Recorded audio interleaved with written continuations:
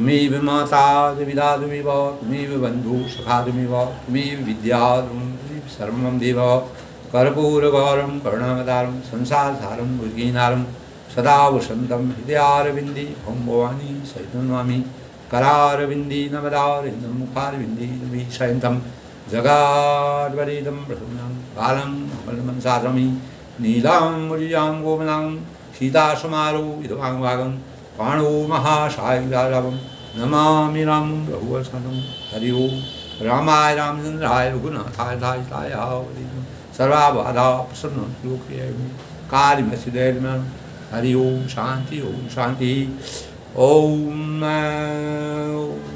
नमो भगवते वासुदेवाय ओम रामाय रामचन्द्राय रघुनाथाय दायिताय ओम। हेलो दोस्तों, आनंद लेखनी ब्लॉग में रोज की तरह आपका सादर अभिनंदन है। सबकी मंगल भविष्य की कामना के साथ परम ब्रह्म परमेश्वर भगवान रामचंद्र जी का सभी पर आशीर्वाद बने रहे। जैसे कि दोस्तों, रोज के सूक्ष्म पंचांग के अनुसार आज 29 अक्टूबर 2023 रविवार का शुभ दिन प्रतिपदा तिथि का प्रारंभ और रात्रि 11:54 तक प्रतिपदा, उसके उपरांत द्वितीया का शुभारंभ हो जाएगा। भरणी नक्षत्र है दोस्तों। टोटल कुल दोस्तों हमारे ग्रहों के अनुसार 27 नक्षत्र जो है 9 ग्रहों में विधिवत जो है अपना प्रभाव दिखाते हैं।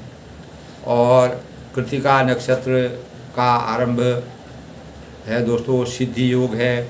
सिद्धि योग में हम अनेक प्रकार के सुफल मंगलकारी कार्य को कर सकते हैं। रात्रि 8:01 तक सिद्धि योग है दोस्तों। और व्यतिपात योग का शुभारंभ भी है। और बावलकरण मध्याह्न 1:54 फिर द्वितीया तिथि का आरंभ हो जाएगा। व्यतिपात योग दोस्तों क्या होता है, 27 योगों में से 17वां योग जो है वह व्यतिपात योग या अशुभ योग का जो माना जाता है। इस अशुभ योग के अंदर हम कोई नया कार्य, कोई नई क्रियाविधि, नए कार्यों को संचालित नहीं कर सकते हैं। इसीलिए इसके बारे में जानकारी होना ज़रूरी है।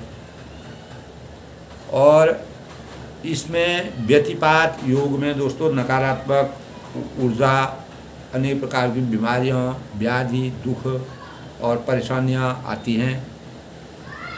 बावलकरण, जैसे कि इसमें मैंने बताया दोस्तों, बावलकरण क्या होता है, शुभ कर्म करना इसमें वर्जित होता है दोस्तों। कोई भी शुभ कार्य हम नहीं कर सकते हैं।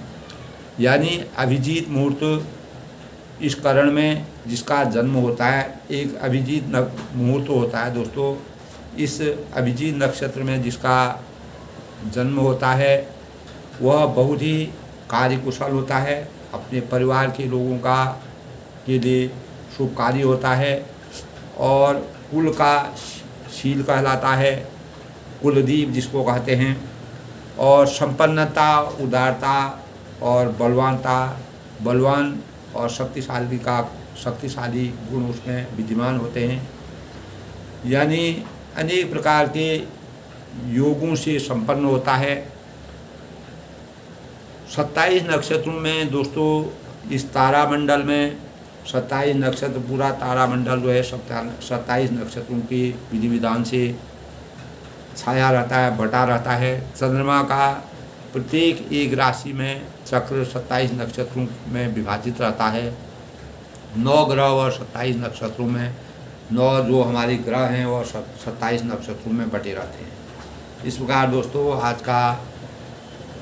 आज की पंचांग तो हमारे ग्रहों का संचालन हमारे जीवन में होता है। उसी अनुसार हमारे दैनिक क्रियाएं भी चलती हैं। ग्रहों का सौरमंडल अपना कार्य करता रहता है। सौरमंडल के अनुसार, चाहे आप आध्यात्म के तरह से कहें, वैज्ञानिक दृष्टि से कहें, कल जैसे चंद्रग्रहण था तो रात्रि में 1:00 से 2:56 तक चंद्रग्रहण था। पूरा चंद्रमा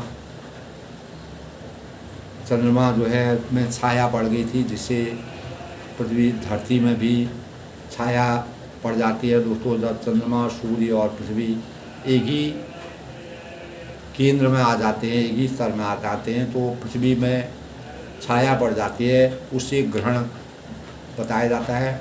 सूर्य ग्रहण दोस्तों हमारे ज़्यादा प्रभावी होता है, और सूर्य ग्रहण से हमारे ग्रहों में अनेक प्रकार के उथल पुथल होते हैं। चंद्र ग्रहण सूर्य ग्रहण से थोड़ा कम प्रभावी होता है, उससे हमारे जीवन में नकारात्मकता कम आती है। ग्रहण में दोस्तों कल भी मैंने बताया था कि हमको क्या करना चाहिए।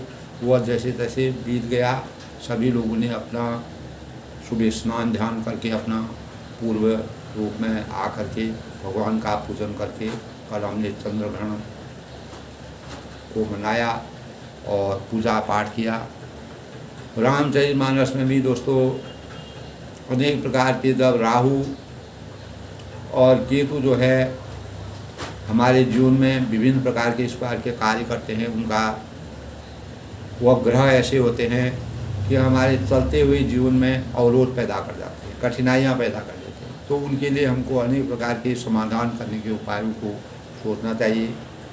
मैं विधिवत कभी राहु से बचने के लिए और केतु से बचने के लिए, कोई भी ग्रह अगर हमारे राशि में किसी प्रकार का गलत प्रभाव पड़ता है, तो उसका विस्तार से मैं एक एक करके आपको विधिवत बताऊंगा। आज के प्रकरण में दोस्तों भगवान रामचंद्र जी पूरा स्वयंवर कर हुए अयोध्या में विराजमान हो गए हैं, और राजा अपनी चौथी अवस्था में प्रवेश कर गए हैं। जब चौथी अवस्था में मानव आ जाता है, तब वह अपना जो आधिपत्य होता है वह अपने संतान को सुपुर्द कर देता है। इसी प्रकार के भाव राजा के मन में आकर के वो अपने विचार करते हैं, सोचते हैं, अपने मन ही मन सोचते हैं। मन में सोच करके वह ये सोच बना रहे हैं कि राज्याभिषेक करने का समय आ गया है, रामचंद्र जी को राज्याभिषेक किया जाए। इस प्रकार के भाव उनके मन में आ रहे हैं। तो इसी परिप्रेक्ष्य में दोस्तों हमको हमारे जो वेद शास्त्र हैं, वेद शास्त्रों में राजा को ईश्वर के समान माना गया है, और उसका यह कर्तव्य है कि वह अपनी प्रजा के सुख के लिए हर संभव प्रयास करे और उसके सुख दुख को अपना सुख दुख पाए। कोई भी राजा होता है, चाहे वह आज के राजनीतिक उसमें है, हमारे प्रधानमंत्री जी हैं जो इस समय शीर्ष स्थान पर बैठे हुए हैं, राष्ट्रपति शीर्ष स्तर पर, तो उनका कर्तव्य यही होता है दोस्तों, उनको अपने कष्टों को भुला करके जन सामान्य के कष्टों को, इसीलिए जो है हमने देखा दोस्तों अनेक बार, प्रशंसा करने की बात नहीं है, जो बात ज़मीन में दिखती है उसके बारे में मैं बता रहा हूँ। कोई भी प्रधानमंत्री होते हैं या बड़े शीर्ष स्थान पर बैठे रहते हैं, तो अपने सब कार्यों को छोड़ करके वह जनता में कहीं पर दुख दर्द होता है, परेशानी होती है, किसी प्रकार का अवरोध आता है, कोई देवी आपदा आ जाती है, कोई इस प्रकार की चीज़ें होती है, तो उसमें उनका मन चला जाता है, वो अपने सब कार्यों को छोड़ करके उसमें संलग्न हो जाते हैं। उस प्रकार के आदेश दे करके वह जनता का कार्य करते हैं, इसीलिए वह शीर्ष स्थान पर बैठा ही जाते हैं। उनके अंदर इतनी भगवान ने शक्ति दी होती है, उनके अंदर इतना विलक्षण प्रतिभा आ जाती है कि वह जनता का हित करती है। तभी वही एक सच्चे पद पर रहने का कोई भी व्यक्ति है, अगर वह प्रधानमंत्री राष्ट्रपति जैसे पदों पर अगर कार्य करता है, जैसे पहले राजा महाराजा करते थे, तो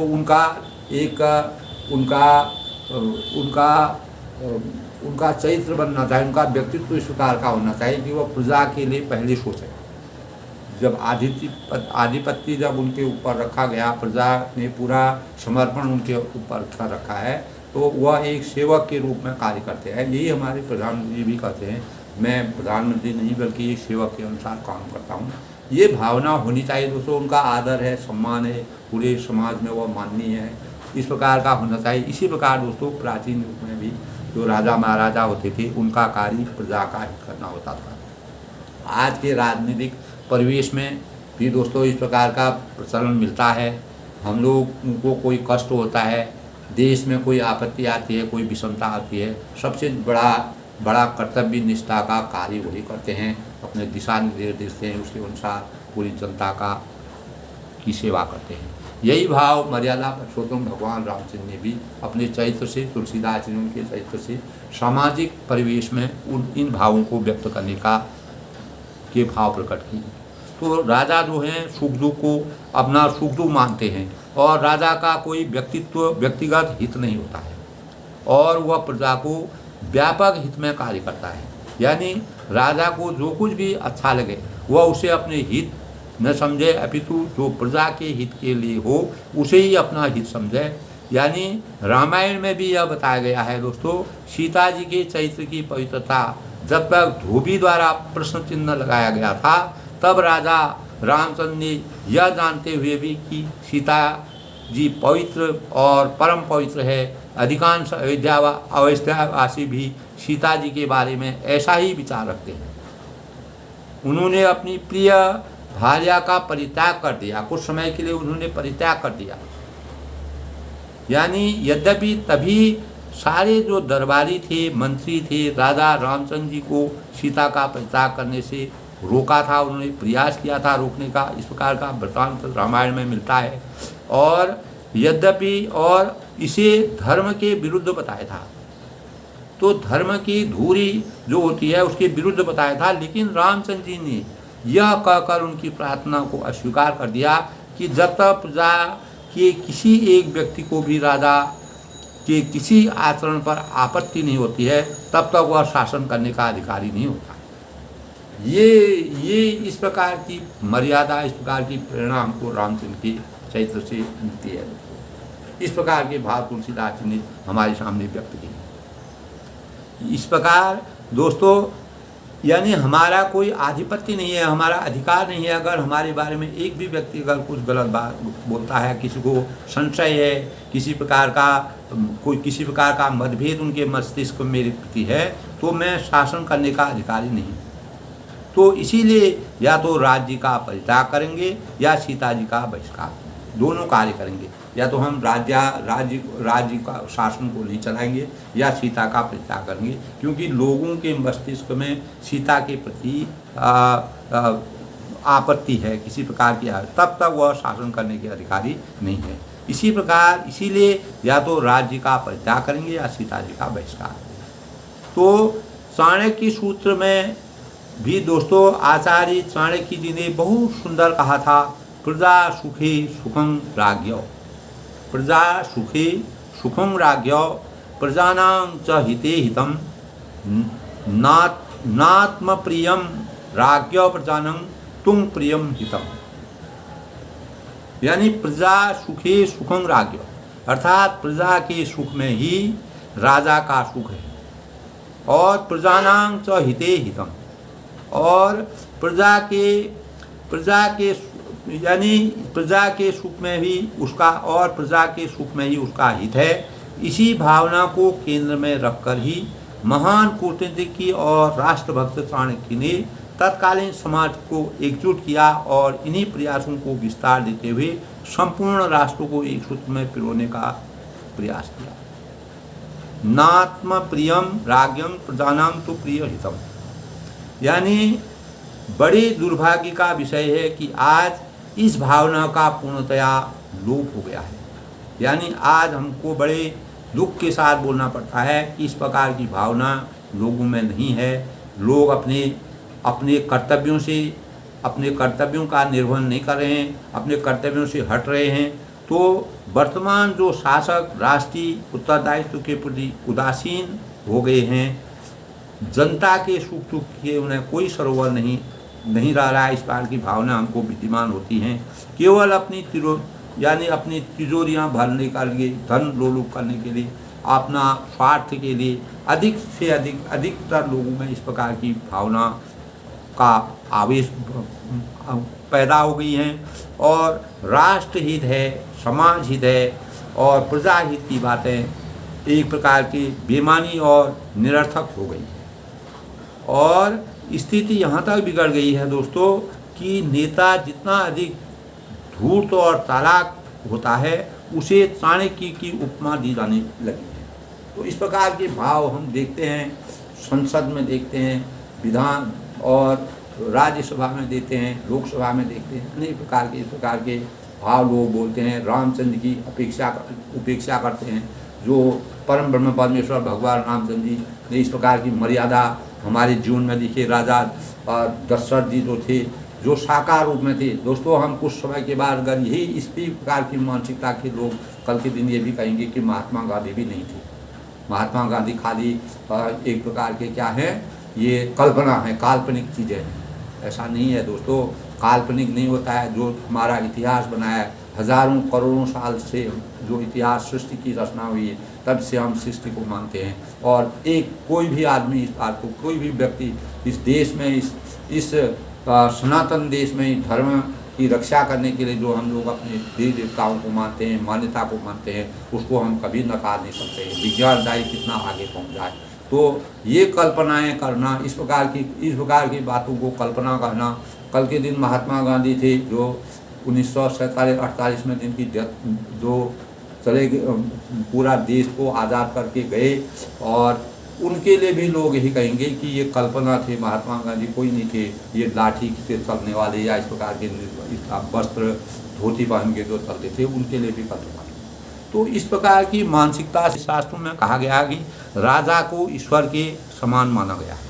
इसीलिए राजा को, जो हमारे शीर्ष स्थान पर बैठे हैं, वो परम ब्रह्म परमेश्वर भगवान रामचंद्र जी, जिस प्रकार रामचंद्र जी अपना शासन चलाया, उसी प्रकार के पूरे हमारे ही देश में देखिए दोस्तों 140 करोड़ की जनता का आधिपत्य एक व्यक्ति कर रहा है, और उस व्यक्ति के ऊपर पूरे 140 लोगों का उत्तरदायित्व है। भले ही कर्तव्य क्षेत्र में सब अपना अपना कर्तव्य निभा रहे हैं, लेकिन जो कर्तव्य का वास्तविक निर्वहन है और पूरा देश के तंत्र को एक डोरी से चलाना है, वह शासक का या जो शीर्ष पद पर बैठे रहते हैं उनका कार्य होता है। इन भावों को लोगों को सोचना चाहिए, समझना चाहिए, और किसी भी बात को करने से पहले तो तभी कहा है दोस्तों, वाणी एक अमोल है, जो कोई बोले जान, ये तराजू तोल के तब मुँह बाहर। बिना तराजू में तोले, बिना अपने विचारों को सोचे, बिना किसी बातों का कोई उसका क्या आधिपत्य है, उसका क्या निर्णय है, उसका क्या अर्थ है, उसका क्या रिजल्ट होगा, क्या परिणाम होगा, बिना सोचे कोई भी शब्द को बाहर निकलना नहीं चाहिए। यही हमको जो विलक्षण प्रतिभा के लोग होते हैं, विद्वान लोग होते हैं, वैज्ञानिक लोग होते हैं, अनेक जो विद्वान लोग होते हैं, ऋषि मुनि होते हैं, उनसे हमको इसकी प्रेरणा मिलती है। रामचरितमानस में इस प्रकार से गुरुओं को सानिध्य में रह करके अनेक प्रकार से इस प्रकार के भाव व्यक्त किए, जो आज भी हमारे लिए प्रेरणा देते। तो राजा दशरथ ने अपने कर्तव्यों का पूर्ण रूप से परिपालन किया, और इसी प्रकार उन्होंने, तो वही राजा जो है आज के युग से अगर हम उस युग का, अगर उस समय का और आज के समय से अगर तुलनात्मक अध्ययन करते हैं, तो दोस्तों केवल 5% आदमी ऐसा मिलता है जो कि वास्तव में कुछ अपने विचारों से, अपनी नीतियों से, अपने कर्तव्यों का पूर्ण रूप से परिपालन कर रहा है।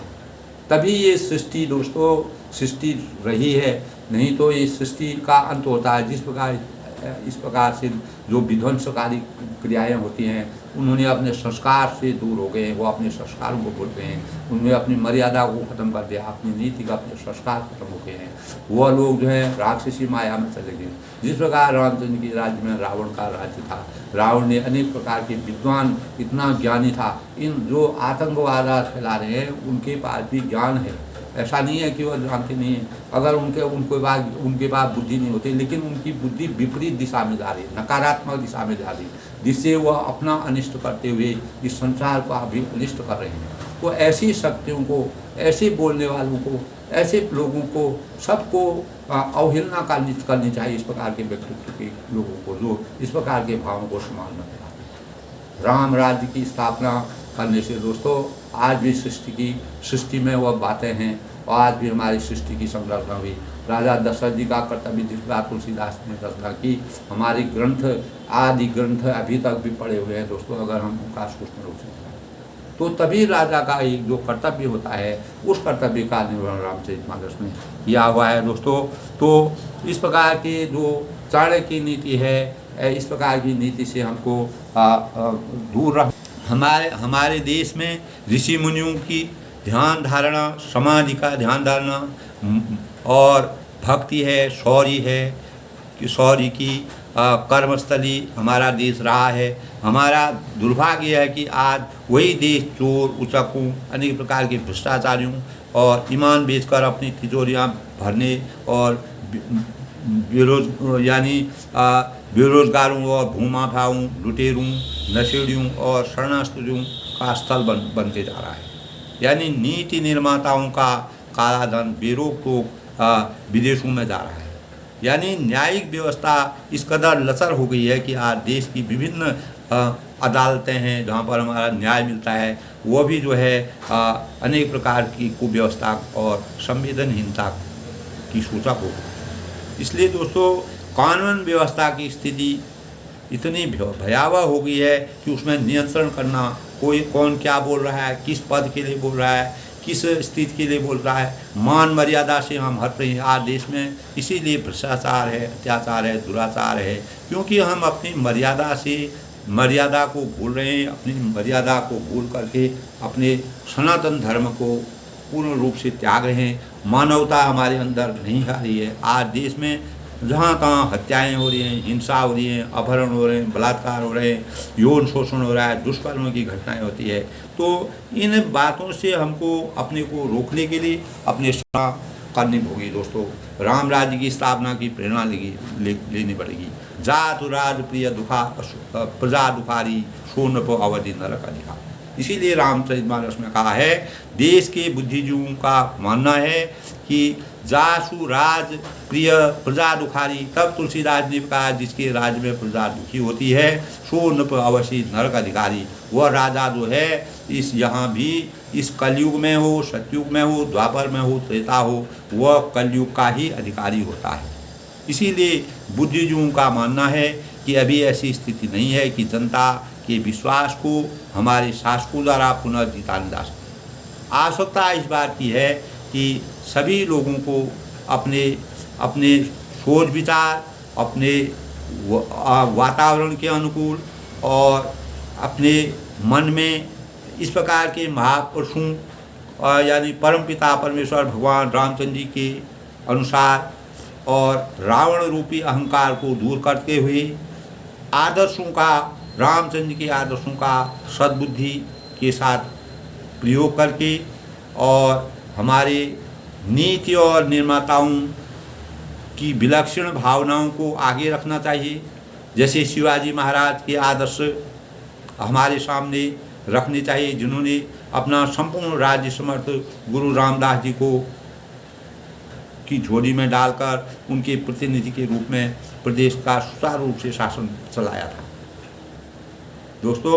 इसीलिए हमारे आज के तुलसीदास के कथनानुसार भ्रष्टाचारी शासकों को तो नरक की यातना सहन करनी ही पड़ेगी।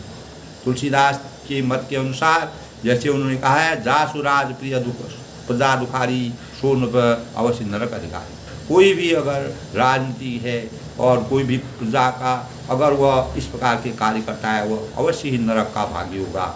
जनता का भी उसके कुकर्मों का परिणाम भुगतना पड़ता है। इसीलिए इन परिणामों से बचने के लिए दोस्तों हमें अपने ऋषि मुनियों के अनुसार, अपनी मान मर्यादा के अनुसार और राजा दशरथ जी ने जिस प्रकार से अपने राज्य को प्रतापी राजा के रूप में राम राज्य की स्थापना करने के लिए अनेक प्रकार के भावों से प्रजा का ध्यान रखा, प्रजा के प्रति सम्मान रखा, प्रजा के लिए सेवक के रूप में कार्य किया, उन्हीं मर्यादाओं को आगे बढ़। दोस्तों आज के परिवेश के अनुसार हमें अपने अस्तित्व की रक्षा करने के लिए, मर्यादा के अनुसार चलने के लिए भगवान रामचंद्र जी का आशीर्वाद लेकर के तुलसीदास जी ने जिस प्रकार रामचरितमानस की रचना करके इस संसार के हर व्यक्ति को, हर प्राणी को जगाने का प्रयास किया, उसी की आज नितांत आवश्यकता है दोस्तों।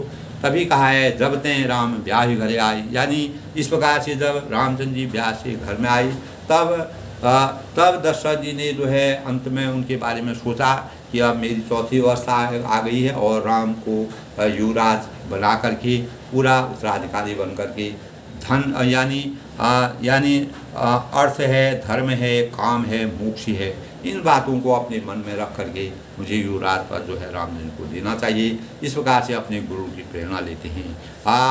कहीं भुआल सुनिए मुनि नायक, भई राम सब विधि से बलायक, सेवक सचिव सकल गुरुवासी, जे हमारी यदि मित्र उदासी।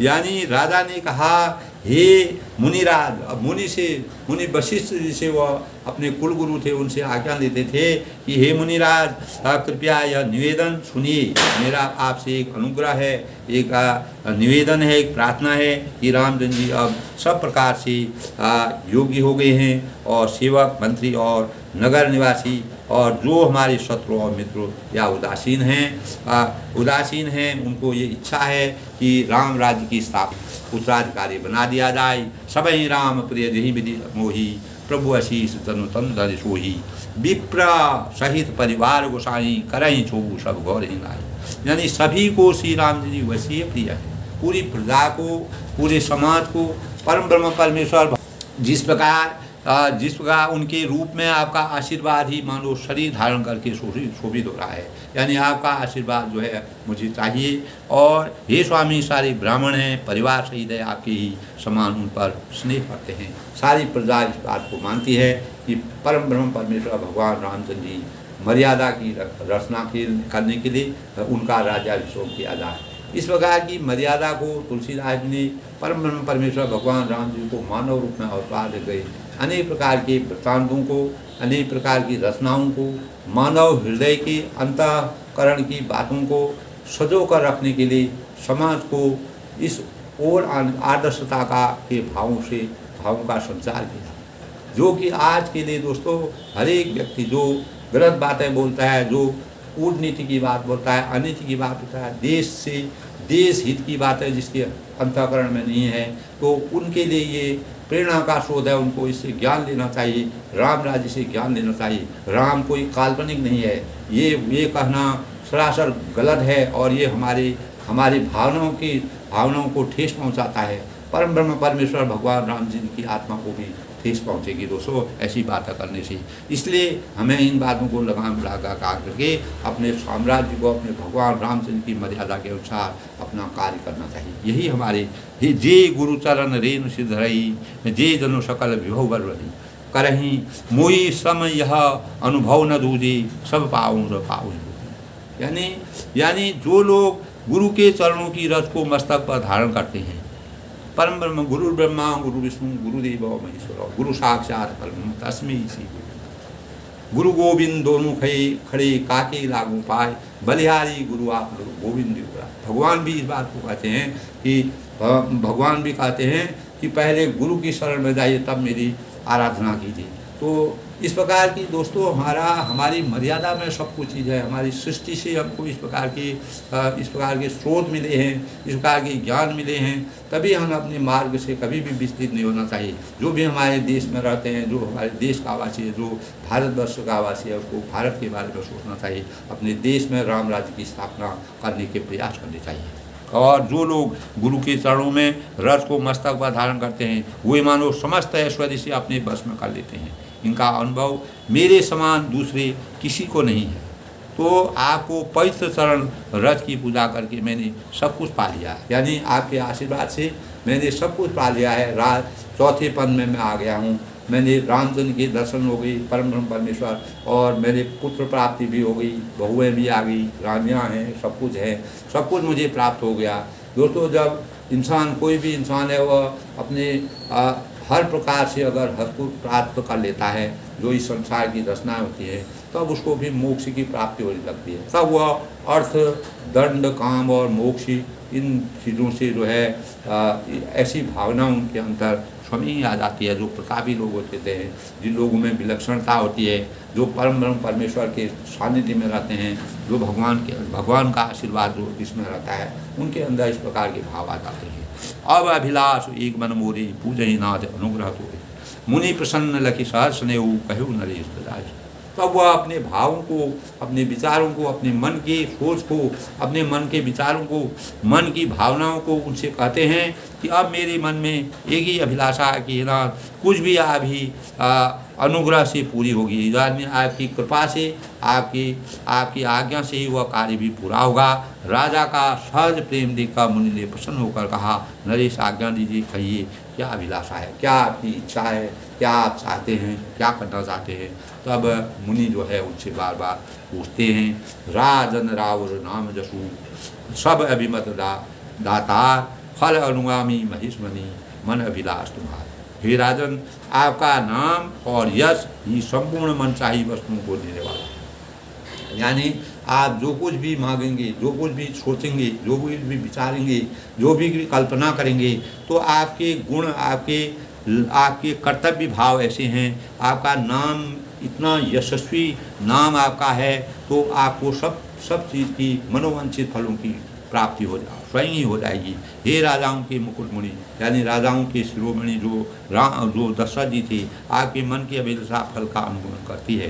यानी जो आपके मन में इच्छा होती है, वह इच्छा आपको स्वयं ही प्राप्त हो जाती है, आपके पीछे पीछे वह दौड़ती है, अर्थात आपकी इच्छा करने के पहले ही फल उत्पन्न हो जाता है। यानी आप किसी भी फल की, कोई भी चीज़ की, कोई भी बात की, कोई भी प्रसंग की अगर कामना अपने मन में करते हैं, वह कामना पहले ही आपके लिए सजो कर रहती है, वह विद्यमान हो जाती है, वह आपको मिल जाती है, उसका आशीर्वाद आपको मिल जाता है। सब विधि गुरु प्रसन्न जिय जानी भूले राव रहज मधुबानी नाथ राम करिय जुगराजू करी बाबा करी हूँ समाधु। यानी अपने जी में, अपने हृदय में गुरु जी को इस प्रकार से प्रसन्न जानकर तब दशरथ जी ने अपने मन में जब मुनि को, श्रेष्ठ मुनि वशिष्ठ जी को, कुल गुरु जो थे उनको आनंदित और खुश प्रसन्न देख करके हर्षित होकर राजा कोमल वाणी से बोले, हे नाथ, रामचंद्र के युवराज या रामचंद्र का युवराज जी बिना गुरु की बिना गुरु की आज्ञा के कोई भी कार्य राजा नहीं करते थे। ये मर्यादा की नीति थी, ये हमारी नीति थी दोस्तों। कृपया करके कहिए, आज्ञा दीजिए तो तैयारी की जाए। यानी मुनि का आशीर्वाद अगर है, ऋषि का कुल गुरु जो होते हैं, हर एक कार्य उनकी आज्ञा से होता था। वह ज्ञानी होते थे, हर मार्ग को, सकारात्मक दिशा की सोच को, सकारात्मक दिशा के भावों को बताते थे। तब राजा ने अपनी मन की बात राजा यानी रामचंद्र जी को युवराज देने के लिए कहा। मुई अछत यऊ हो उछाहू लही लोग सब लोचन लाहू प्रभु साध शिव सबई निवाही या लाल शाह एक मन मान। यानी मेरे जीते जी जब तक मैं जीवित हूँ, जब तक मेरी आत्मा मेरे शरीर में, इस नश्वर शरीर में मेरी आत्मा रहेगी, तब तक आनंद उत्सव हो जाए। इस प्रकार के शुभ कार्य जो है रामचंद्र जी का राज्याभिषेक हो जाए, तो यानी मेरे मस्तिष्क में किसी प्रकार की कल्पना नहीं रहेगी, कोई बात नहीं रहेगी, और सब लोग अपने नेत्रों का लाभ उठाएंगे परमेश्वर का आशीर्वाद प्राप्त करके, और उनकी दृष्टि को, उनके भव्य रूप को देख करके, और प्रभु आपके प्रसाद से शिव जी ने सब कुछ निभा दिया है, सब इच्छाएं पूर्ण कर दी हैं, केवल यही लालसा मन में रह गई है। परम ब्रह्म परमेश्वर ब्रह्मा विष्णु महेश जो इस सृष्टि के कर्ता भर्ता हर्ता है, उनकी कृपा से सारे काम संपूर्ण हो गए हैं। परम ब्रह्म परमेश्वर उनकी भी डोर को उनके हाथ में है, लेकिन उनके स्वामी वह परम ब्रह्म परमेश्वर भगवान राम जी मनुष्य अवतार में आए हैं और देवताओं को प्रसन्न कर रहे हैं। शिव जी का आशीर्वाद प्राप्त है, तो वह भी उनका आशीर्वाद ले रहे हैं। पुनि न सोच तनु रहो न दाऊँ जय न हो पाछे पछताऊँ सुनि मुनि दशरथ वचन सुहाई मंगल मूल मूल। तब क्या होता है दोस्तों, इस लालसा को पूर्ण हो जाने पर राजा कहते हैं, ये अगर मेरी अभिलाषा, ये लालसा, ये इच्छा, ये मनोकामना अगर मेरी पूर्ण हो गई, फिर सोच, किसी प्रकार का सोच मेरे मन मंदिर में, मेरे मस्तिष्क में नहीं रहेगा, और शरीर रहे या चला जाए, यह शरीर तो अभी कहते हैं वासांसी जीर्णानि यथा व्ययो नवानि देहि। इस प्रकार की जो यह आत्मा बनी है, अनेक प्रकार इस प्रकार की, उसमें भी कहा है, गीता में भी कहा है दोस्तों, यह शरीर अपना इस शरीर से जब आत्मा निकल जाती है, तो ये जो है जिस प्रकार वस्त्रों को बदल करके दूसरे नए वस्त्र को पहनते हैं, पुराने कपड़े जब गंदे हो जाते हैं, यानी वह पुराने हो जाते हैं और ख़राब हो जाते हैं, तब हम नए वस्त्रों को धारण करते हैं। उसी प्रकार यह शरीर भी जो है, इस आत्मा शरीर से निकल जाती है जब ये शरीर रुग्ण हो जाता है। तो ऐसी अवस्था मेरी ना आए, तो शरीर चला जाए या रहे उसकी मुझे कोई इच्छा नहीं है। केवल मैं अब सब कुछ मैंने देख लिया, मैं रामचंद्र को युवराज बनते हुए देखना चाहता हूँ। ये मुनिषी वह अपनी बातों को रख रहे हैं, और जिसमें मुझे पीछे पछतावा, किसी प्रकार का पश्चाताप न करना पड़े। तो दशरथ जी ने मंगल और आनंद के मूल सुंदर वचन सुनकर मुनि मन में तब मुनि के मन में अपार आनंद की छवि और अपार प्रसन्नता हुई, खुशी हुई, और प्रसन्नता के मारे वो फूले न बरसाए। तब उन्होंने दशरथ जी को बड़े भावों से उनके विचारों को बड़े सुंदर ढंग से सुना, और मन लगा करके सुना। सुन प्रदास विमुख बसताही जासु भजन बिनु जनहि न जानी, भयों तुम्हार तनय सोई स्वामी राम पुनीत प्रेम। तब वशिष्ठ जी ने उनसे, कुल गुरु जो वशिष्ठ जी थे, जो मर्यादा की रचना करने थे, हर कार्य को शुभारंभ से पहले प्रारंभ जब कोई कार्य किया जाता था तो गुरु का आशीर्वाद रहता था, गुरु की कृपा रहती थी। तब वह कहते हैं कि हे राजन, तब उन्होंने राजा दशरथ जी से कहा, हे राजन सुनिए, जिनके विमुख होकर लोग पछताते हैं और जिनके भजन बिना जी की जलन नहीं जाती है, यानी परम ब्रह्म परमेश्वर भगवान रामचंद्र जी के दर्शन के लिए जो रात दिन एक करते हैं, और जिनके भजन के लिए लोग अपने जी में अनेक प्रकार के पछतावा करते हैं, वही स्वामी सर्वलोक महेश्वर श्री राम आपके पुत्र हुए हैं। ये आपके सौभाग्य की बात है। मर्यादा पुरुषोत्तम परम परमेश्वर भगवान रामचंद्र जी जैसे पुत्र आपने प्राप्त किए हैं, और उनका युवराज यानी उनको आप राज्याभिषेक उनका कर रहे हैं, उनका राज कर रहे हैं, तो ये आपके लिए बहुत ही, हमारे लिए बहुत ही सौभाग्य की बात है।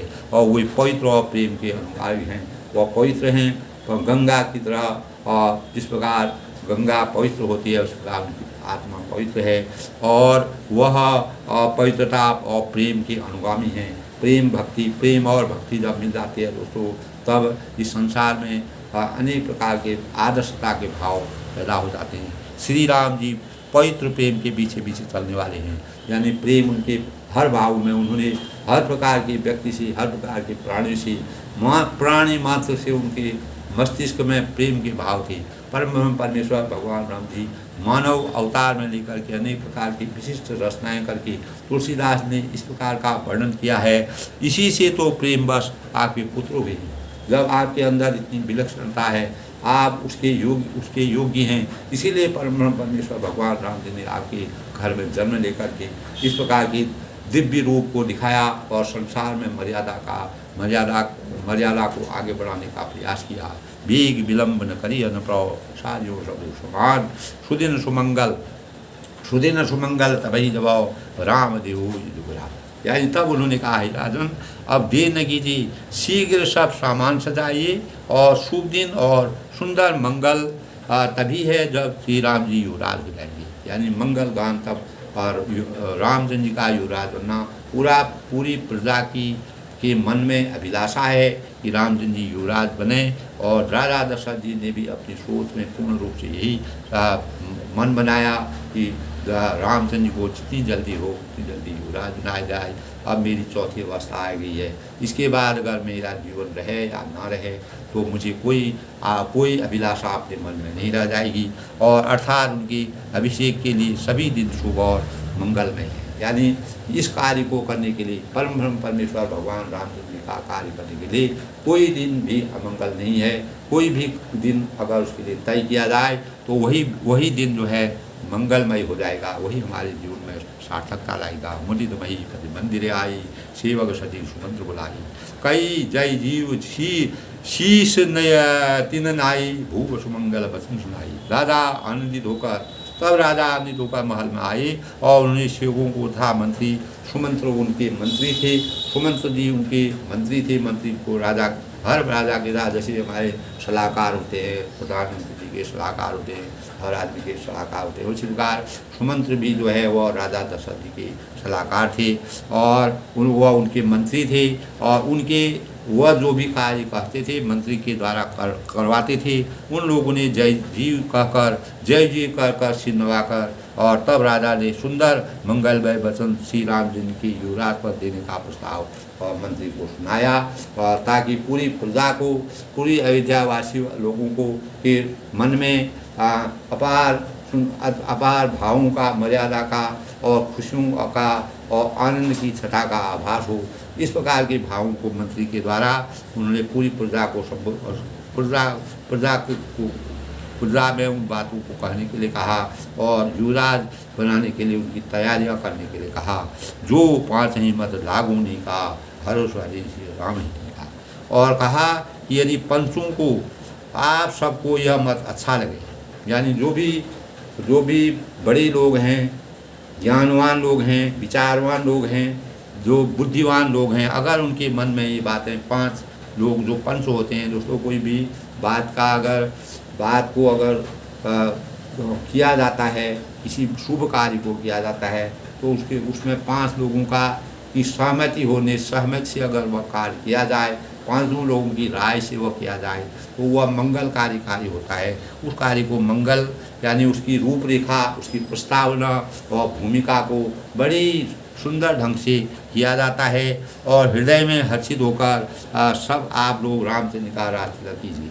तो अपने मन में अपार प्रसन्नता का आभास करते हुए रामचंद्र की स्वयंवर की तैयारी कीजिए। इस प्रकार के भावों को उन्होंने व्यक्त किया सुमंत्र जी से, जो उनके सलाहकार थे, उनके मंत्री थे।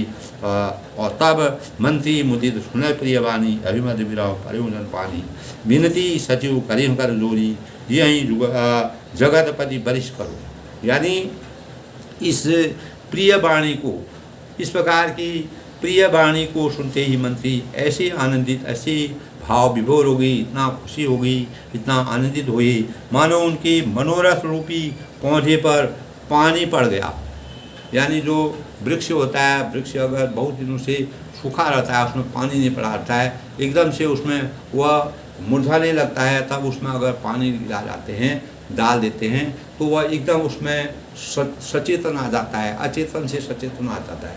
इसी प्रकार मंत्री के मस्तिष्क में भी इस प्रकार की नई बात सुनकर के रामचंद्र का युवराज की घोषणा को सुनते हुए उनके मन में आनंद समा गया और वे अत्यंत खुशी के मारे हाथ जोड़कर उन्होंने विनती की और कहा, हे जगतपति आप करोड़ वर्ष जिए, यानी आप करोड़ वर्ष तक दीर्घायु रहें, आप जीते रहें। आपका कैसे भाव हैं, विचार हैं, यानी आप यानी आपको काम, क्रोध, लोभ, मोह इन बातों से आप पूर्ण रूप से विरक्त हैं। इस प्रकार के भाव आपके अंदर नहीं हैं। ये बहुत ही महानता की बात है। इस प्रकार की बातों को उन्होंने अपने और जग मंगल भल कार्य विचारा बेगहीनाथ लाहि बारा नृपहि मोद सुन सचिव सुभाषा बढ़त बौड़ जनू रही सुभाषा। यानी आपने जगत भर का मंगल करने वाला भला काम सोचा है। कोई भी शुभ कार्य होता है जो लोक कल्याणकारी होता है, जिससे जनहित होता है, जिससे समाज में मंगल भावनाओं का संचार होता है, समाज में उजागरता आती है और अनेक प्रकार के भाव लोगों में मंगल कामना का शुभारंभ होता है।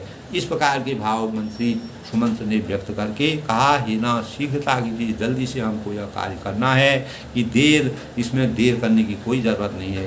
तो कहते हैं मंत्रियों यानी शुभ कार्य में कभी भी देर नहीं करनी चाहिए। तो शुभ कार्य में कभी भी कोई भी शुभ कार्य करना है तो उसमें कभी भी विलंब नहीं करना चाहिए, देर नहीं करनी चाहिए, उसको तुरंत कर देना चाहिए। तो मंत्रियों की सुंदर वाणी सुनकर राजा को ऐसा आनंद हुआ मानो बढ़ती हुई बेल सुंदर डाली का सहारा पा गई। यानी जिस प्रकार बेल होती है वह उलझी रहती है, इधर उधर लपकती रहती है, दाएं बाएं जाती है, तो उसको जब तक सहारा नहीं मिलता है तो राजा के मन में जिस प्रकार की भावना थी, जिस प्रकार के विचार थे, जो भाव उनके अंतःकरण में, हृदय में उमड़ रहे थे, उन भावों को की सराहना हुई। उनको लोगों ने बड़े ही मार्मिक ढंग से सुना। तुलसीदास ने इस प्रकार का प्रचार किया है। और सुमंत जी का जो बातें थी उनको सुन करके राजा जिस प्रकार की बातें राजा कि बेल के समान जो बातें इधर उधर उनके मस्तिष्क में कौन क्या कहेगा कौन कहेगा, बेल इधर जाए या उधर जाए, जहाँ उसको सहारा मिल जाए। तो सभी का सहारा मिलते हुए उनकी बेल रूपी जो बातें थी, जो बेल के समान उनकी बातें थी, अभिलाषा उनके मन की थी, वह परिपूर्ण होने लगी। और ऐसा उनको आसार मिली। कहीं भूप मुनिराज करो, तब कहीं भूप मुनिराज करो, जोई सोई आय सो होई, राम काज अभिषेक हितो भीग करो सोई सोई। राजा ने कहा श्री राम जी के राज्याभिषेक के लिए मुनिराज वशिष्ठ जी की जो जो आज्ञा हो आप लोग वही सब तुरंत कीजिए। तब उन्होंने कहा राजा यदि वशिष्ठ जी की जो आज्ञा हो, जिस प्रकार से वो हमको रास्ता दें, जिस प्रकार से हमारा मार्गदर्शन करें, उन भावों को मुनिराज वशिष्ठ जी के जो जो आज्ञा हो, जिस प्रकार से वह कार्य को संपन्न करना चाहते हैं, सभी लोग उस कार्यों का परिपालन करें और उसके अनुसार रामचंद्र जी के राज्याभिषेक की तैयारी कीजिए। इस प्रकार के भाव राजा ने व्यक्त की। हरषि मुनि कहो मुदवानी, आनहु सकल सुती रथवानी, औषध मूल फूल फल पाना, कहो नाम गनि मंगल गाना। मुनिराज ने हर्षित होकर कोमल वाणी से कहा, संपूर्ण श्रेष्ठ तीर्थों का जल ले आओ। तब उन्होंने कहा, पवित्रता की गंगा यमुना, गंगे चैमिनी गोदावरी सरस्वती, नर्मदे सिंधु कावेरी जलस्मिन् सन्निधिं। उस जल से हम अपनी आत्मा को शुद्ध करेंगे, पवित्र करेंगे। यानी फिर उन्होंने औषधि है, मूल है, फूल है, फल है, पत्र हैं, जो भी सुगंधित चीज़ें थी, पवित्र चीज़ें थी, जो शुभ सूचक चीज़ें थी, अनेकों मांगलिक वस्तुओं के नाम गिनाकर उनको बताया कि इस प्रकार की चीज़ों को ला करके लाने का प्रयास कीजिए। चामर चमर बसंत पर भांति, रोम पाड़ पर अगणित जाति, मणिगण मंगल वस्तु अनेका, जो जग जोग भूप अभिषेका। संवर है, मृग शर्म है, बहुत प्रकार की वस्त्र हैं और असंख्यों जातियों के ऊनी और रेशमी कपड़े हैं और नाना प्रकार की मणियाँ हैं, रत्न हैं, सभी मंगल वस्तुएं हैं, जो जगत में राज्याभिषेक के कार्य में आती हैं। कोई भी हम कार्य करते हैं, संस्कार करते हैं और कोई भी शुभ कार्य करते हैं, राजा का अभिषेक हो रहा है, तो उसमें जिन शुभ कार्यों की, शुभ चीज़ों की ज़रूरत होती है, उनको तुरंत जुटाइए उसकी, और सबको मंगाने की आज्ञा उन्होंने दे दी सबको। तब वेद विदित गई सकल विधाना, कहूँ रचो सब विविध विधाना, सफल रसाई पूंग फल गेरा, रूपहूँ बीत निकल चल जोड़ा। हमारे संस्कारों के अनुसार, विधि विधान के अनुसार, हमारी मर्यादा के अनुसार, हमारे रीति रिवाज के अनुसार उन्होंने कहा, मुनि ने वेदों में कहा हुआ सब विधान बताकर कहा, नगर में बहुत से मंडप यानी मंडपों को सजाओ और फलों सहित आम है। जो भी हमारे दोस्तों जब शुभ कार्य होते हैं तो आम है, सुपारी है, पान है, केला है, ये वृक्ष जो है हमारे सकारात्मक ऊर्जा के द्योतक माने जाते हैं। शुभ कार्यों में इन चीज़ों का प्रयोग किया जाता है। दोस्तों, हमारी आस्था में हर प्राणी में, हर जल में, हर जीव में, हर पेड़ में, हर पौधे में, हर वृक्ष में, हर पत्थर में, हर जगह हमारी आस्था निहित है। तो इस प्रकार के शुभ कार्य हमारे घरों में भी कोई शुभ कार्य होते हैं तो हम इस प्रकार की चीज़ों से अपनी आत्मा को शांति प्रदान करते हैं और अनेक प्रकार के शुभ कार्यों को आम की पूजा करके, सुपारी को शुभ मान करके, केले को शुभ मान करके, कदली जिसको कहा जाता है, इस प्रकार के वृक्षों के को गलियों में सजाते हैं, चारों तरफ उनका रोपण करते हैं, क्योंकि वह शुभ कार्य होते हैं, मंगलकारी होते हैं। ऐसे हमारे अंदर सकारात्मक ऊर्जा के भाव आते हैं। रचऊँ मन जो मुनि चौके चारू, कहूँ बनाऊँ भीग बजारू, पूजऊँ गणपति गुरुकुल देवा, सब विधि कराऊँगा। सुंदर मणियों के मनोहर चौक पुरवाओ और बाजार को तुरंत सजाने के लिए कह दो और श्री गणेश जी और गुरु कुल देवता की पूजा करो और भूदेव ब्राह्मणों की सब प्रकार से सेवा करो। तब उन्होंने कहा, हमारे रीति रिवाज है, परंपरा है, हमारे संस्कार हैं, विधि विधान है, जो भी सृष्टि के नियम हैं उसके अनुसार वेद हैं और हमारे ग्रंथ हैं, अनेक प्रकार के मुनि लोगों का, और जो हमारे कुल देवता हैं और गणेश जी हैं, भूदेव हैं, ब्राह्मण हैं, सभी लोगों का अपने अपनी उनके अनुसार उनको बुलाएं और श्री गणेश जी और उनका सब प्रकार से उनकी सेवा करें। इस प्रकार के भाव मुनि ने जो है, वशिष्ठ मुनि ने सबको आज्ञा दी। तब होता है ध्वज पताक तोरण कलशौ सुजग सिरधारी मुनिवर वचन सबौ निंद कालिंदा। तब ध्वज पताक तोरण कलशौ, तब ध्वजा है, पताका है, तोरण है, कलश है। दोस्तों ये सब शुभ कार्य के लिए कलश की स्थापना की जाती है। ध्वजा और झंडा जो है वह बढ़िया ध्वजा बना करके रामचंद्र का उसमें चित्र बना करके उसको सजाया जाता है।